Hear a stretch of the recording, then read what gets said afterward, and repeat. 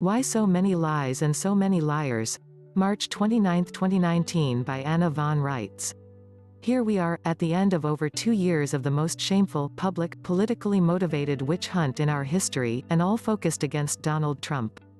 He must be doing something profoundly right. And all this time, it has been painfully clear that Hillary Clinton and her State Department and Harry Reid actually have colluded with the Russians and sold them 20% of America's uranium. Once again, the liars accused their victim of exactly what they were doing themselves. I want them charged. I want them jailed. I want the big media conglomerates responsible for promoting this gigantic lie fest broken up into 100,000 little pieces and sued into oblivion. It couldn't happen to nicer people. Just take a long look at the harm they have done with their lies and political agendas. And when the media empires are busted as monopolies and are resold, I want the pieces sold to Americans. I want American airwaves and American media to be American. Even as this is all playing out, we are seeing more liars oozing out of the woodwork in swarms. As I said to a friend this morning, must be their mating season. They are everywhere, lying desperately about anything and everything and everyone. And they think that they can get away with this, and nobody is going to notice that they are spewing hokum? Let's review. 1. They accuse their victims of doing what they are doing themselves. 2. They attach derogatory labels to their victims. 3. They gossip like teenagers. 4. They act behind false names and false fronts. 5. They make people feel paranoid. 6. They deliberately misrepresent people and facts. 7. They make unaccountable accusations and omissions.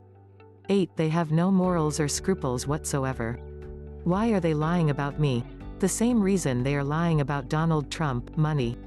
They know that if we follow through and properly assemble our states of the Union, their big party at our expense is done and over. There are 2 reasons for this. First, our states are competent to govern all by themselves, with or without restoring any federal-level states of states. Second, if we finish the Reconstruction and recharter federal-level states of states that work for our American states, the endless emergency and claims of war powers and all the rest of the shinola will be over. American service providers will take over the federal contracts, and the Brits and the Holy Roman Empire will no longer be able to manipulate and control and siphon American resources. The money we spend on federal services will stop being sucked off to benefit foreign interests and will stay at home, where it will benefit the American states and people instead. Trillions of dollars of service contracts will go to new service providers. American service providers. Imagine that? Of course, the Brits and the Papists are desperate and throwing every lie in their repertoire at us. Of course, they are accusing me of what they are doing themselves. Of course, they are labeling and trying to demean me. And these are, after all, the same people that stole your identity when you were just a baby in your crib. These are the same ones who routinely pretend that you are dead while they are administering your probated estate in court right in front of you. These are the same vermin that refuse to pay you offset credit you are owed. These are the same filth that oppress you under color of law. These are the same liars that have all but destroyed our country. And they don't even tell you their names. They hide behind nicknames like Virgo Triad, which actually means taxing pitchfork.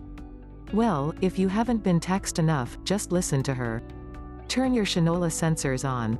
And leave them on. It's mating season for liars.